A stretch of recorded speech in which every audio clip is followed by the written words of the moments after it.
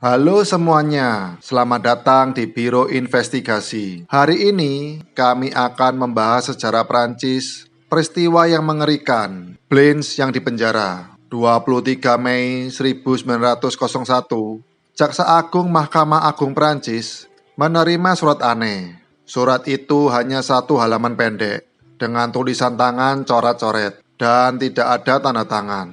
Terlihat sangat kolot dari luar, yang bertuliskan, Bapak Jaksa Agung, dengan hormat dan kejujuran, aku ingin memberitahumu sesuatu yang sangat serius. Di rumah keluarga Monel di Poitiers, seorang pria yang sekarat karena kelaparan dikurung. Dia dikurung di sebuah ruangan dan mengalami perlakuan tidak manusiawi selama 25 tahun terakhir.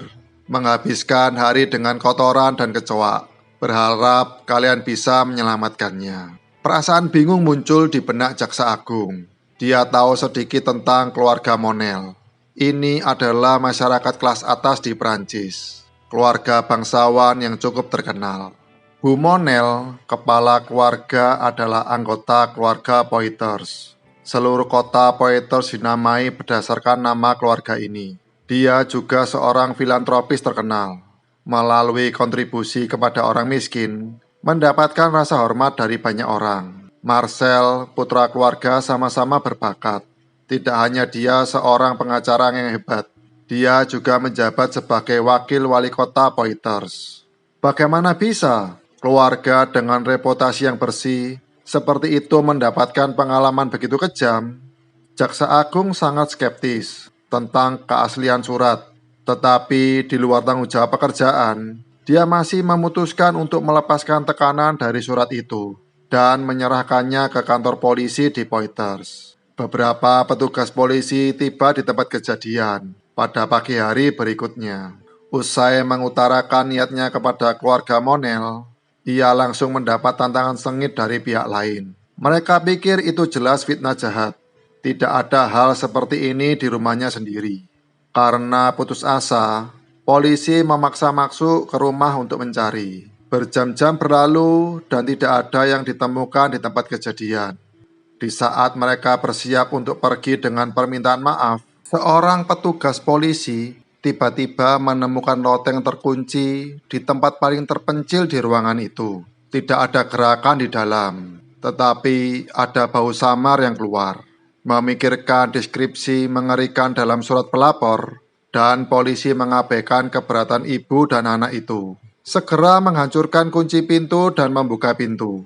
Bau busuk yang tak terlukiskan keluar. Tirai tebal menghalangi semua sinar matahari. Tidak ada cahaya di ruangan. Para polisi meraba-raba dan membuka tirai, dan gambar mengerikan muncul di depan mereka seketika. Seorang wanita seperti monster terkunci di ranjang rusak di sudut ruangan. Dia benar-benar telanjang. Kotorannya sendiri ada di sekujur tubuhnya, dan sedikit makanan menutupi tubuhnya. Semua jenis belatung merayap di lantai. Semua yang ada di surat itu benar. Bau di rumah menghalangi penyelidikan untuk dilanjutkan. Petugas di tempat kejadian terpaksa meninggalkan ruangan dan segera memberitahu rumah sakit setempat. Nyonya Monel dan putranya Marcel di samping kehilangan kegembiraan awal mereka. Mereka duduk dengan sangat tenang di sofa, seolah-olah mereka mengharapkan hari ini akan datang. Korban kekurangan gizi parah, berat kurang dari 25 kg, gila total, hanya bisa mengucapkan kata-kata sederhana, dan tidak bisa menilai situasi di sekitarnya. Tubuh dan pikirannya benar-benar hancur, di bawah penyalahgunaan berkepanjangan, bahkan gejala inversi kognitif muncul, mengembangkan hobi khusus untuk kotorannya sendiri. Tidak terlihat seperti manusia, dengan cara apapun. Sepanjang sejarah Prancis abad ke-19, belum pernah ada pengurungan yang begitu mengerikan. Dan kekejaman yang mengerikan ini bahkan terjadi di rumah bangsawan terkenal. Terjadi kegempaaran di TKP. Karena keseriusan kejadian tersebut, kantor polisi setempat segera melakukan interogasi terhadap tersangka.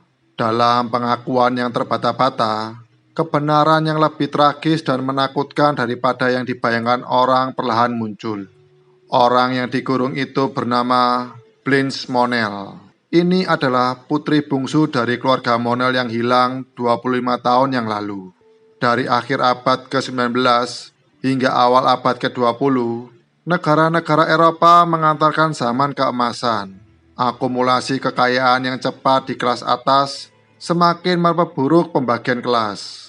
Di lingkaran selebriti poiters Prancis, talenta muda paling terkenal penuh dengan kemewahan.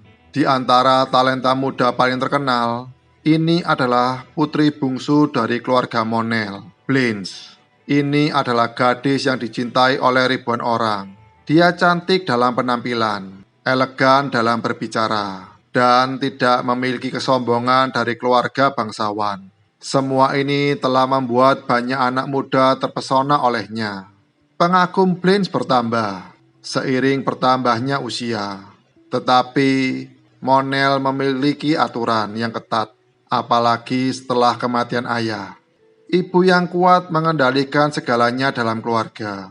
Dia secara ketat mengontrol kehidupan diet, pekerjaan, dan waktu istirahat kedua anaknya. Dan dia tidak mengizinkan ada pelanggaran sedikit pun. Dalam pikiran Nyonya Monel, permatanya sendiri adalah alat tawar-menawar yang penting. Blanche harus menikahi bangsawan yang serasi dan tidak boleh mempengaruhi reputasi keluarga. Dia tidak pernah membiarkan putrinya melakukan kontak biasa dengan lawan jenis. Dia akan memilihkan seseorang suami untuknya pada usia pernikahan.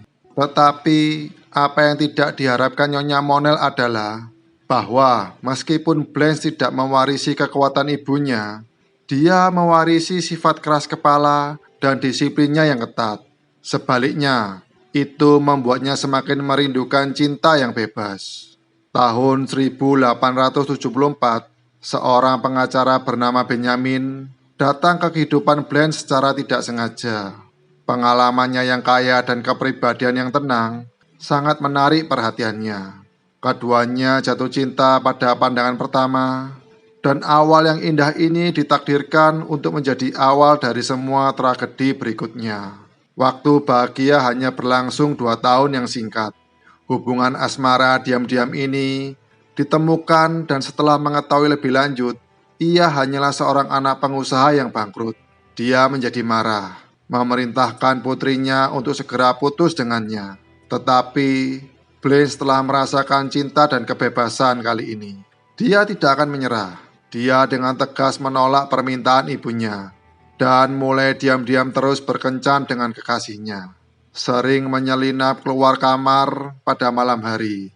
Beberapa minggu kemudian, pertengkaran Blanche dengan ibunya semakin menjadi, dan informasi tentang kencannya dengan warga sipil diketahui oleh tetangga sekitarnya. Segala macam rumor cabul beredar di jalanan. Bahkan ada desas-desus bahwa dia hamil di luar nikah. Intinya, Nyonya Monel yang paling tidak bisa ditoleransi akhirnya berinisiatif, lebih suka merusak putrinya sendiri daripada merusak reputasi keluarganya. Suatu malam musim panas di tahun 1876, Nyonya Monel dan putranya Marcel saat Blanche pulang dengan paksa membawanya ke loteng rumah. Ibu dan anak menguncinya di ranjang rusak dengan rantai. Dalam jeritan ketakutan putrinya, tutup pintu kamar. Dia memberitahu Blanche, jangan pernah berpikir untuk meninggalkan ruangan ini, kecuali berjanji untuk putus dengan seorang acara. Ketika itu baru dimulai, Nyonya Monel akan menanyai putrinya secara berkala. Dia pikir dia akan segera menyerah. Tapi Blanche memohon pada ibunya untuk membiarkannya keluar, tapi tidak pernah setuju untuk putus dengan Benjamin. Bukan saja ketegasannya tidak memenangkan simpati ibunya, sebaliknya itu membangkitkan semacam kemarahan setelah ia tidak dipatuhi. Nyonya Monel memasang tirai tebal di kamarnya agar putrinya tidak bisa membedakan siang dan malam. Dia tidak akan pernah melakukan pembersihan rumah lagi. Berniat untuk memaksa putrinya tunduk dengan kegelapan dan kekotoran. Keputusasaan dan ketakutan membuat Blanche menangis sepanjang hari. Tapi dia masih tidak menyerah. Melihat bahwa tidak ada tanda-tanda putrinya berkompromi, Nyonya Monel sepenuhnya bertekad untuk menggunakan kemampuan aktingnya yang luar biasa untuk mengumumkan bahwa Blanche telah menghilang setelah seharian jauh dari rumah. Buat semua orang di sekitar percaya kebohongannya. Perlahan melupakan malaikat ini, gadis biasa di saat kekasihnya menghilang. Benyamin pergi ke tempat kencan Blanche lagi dan lagi, mencari semua tempat di mana dia mungkin muncul. Tetapi gadis tercinta tidak pernah muncul lagi. Tahun 1885, 9 tahun setelah Blanche menghilang, Benyamin meninggal karena kehilangan, tidak pernah menikah. Pada saat ini, Blanche juga benar-benar kehilangan akal sehatnya dalam kurungan jangka panjang dan berubah menjadi monster yang tidak manusiawi. Selama periode ini, Nyonya Monel dan putranya meraih penghargaan yang tak terhitung jumlahnya di sepanjang jalan. Pada titik ini, mereka tidak bisa membiarkan orang gila keluar dari rumah. Karena itu jauh lebih memalukan daripada kawin campur dengan rakyat jelata.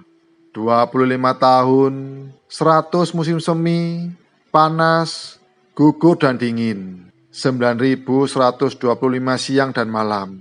Waktu yang kejam berlalu perlahan, dan loteng rumah Monel menjadi sunyi. Semua kemewahan dan kecemerlangan di luar tidak ada hubungannya dengan Blanche lagi. Dia berusia 50 tahun ketika dia diselamatkan dari kamar pada tahun 1901. Kasus Blanche adalah salah satu kasus paling mengerikan dalam sejarah Prancis baru-baru ini. Di bawah laporan media yang hiruk pikuk, banyak orang berbondong-bondong ke lembaga penegak hukum setempat untuk menuntut hukuman berat bagi dua penjahat keji ini. Selama persidangan, Nyonya Monel dan Marcel terus membuat alasan untuk membela diri. Mereka terus bersikeras bahwa Blanche sudah gila ketika dia menjadi tahanan rumah, karena dia lebih suka dipenjara seumur hidupnya dan mengkhianati keluarganya daripada putus dengan pengacara yang miskin. 8 Juni 1901, hari sebelum sidang resmi dimulai, Nyonya Monel karena tidak mampu menahan tekanan penahanan, meninggal karena serangan jantung di kantor polisi. Hanya 15 hari dalam tahanan dan dalam integrasi, Marcel kemudian dia menggunakan kekuatannya sebagai pengacara untuk menyalahkan ibunya yang sudah meninggal. Menekankan bahwa selama 25 tahun dia telah dipaksa untuk bertindak atas perintahnya. Karena undang-undang pada saat itu tidak memiliki ketentuan tentang penelitian wajib. Setelah banyak persidangan dan penuntutan, dia akhirnya dibebaskan untuk menyelamatkan penulis surat Blanche. Pada akhirnya, polisi tidak menemukan kemungkinan yang paling mungkin. Itu adalah salah satu pembantu rumah tangga. Meskipun surat itu pada akhirnya membantu Blanche melarikan diri dari neraka. Tapi malam-malam mengerikan yang tak terhitung jumlahnya itu tidak akan pernah bertahan bersamanya. Tahun 1902, Blanche dikirim ke rumah sakit jiwa di Blois, Prancis, menghabiskan waktu terakhir dalam hidupnya di sana. Tidak pernah ada kekerasan atau ekses selama hidupnya. Tenang dan baik seperti biasanya. Perawat yang merawat Blanche mengatakan sering mendengar ungkapan aneh terlihat sangat lucu dari mulutnya, seolah memuji tempat yang indah.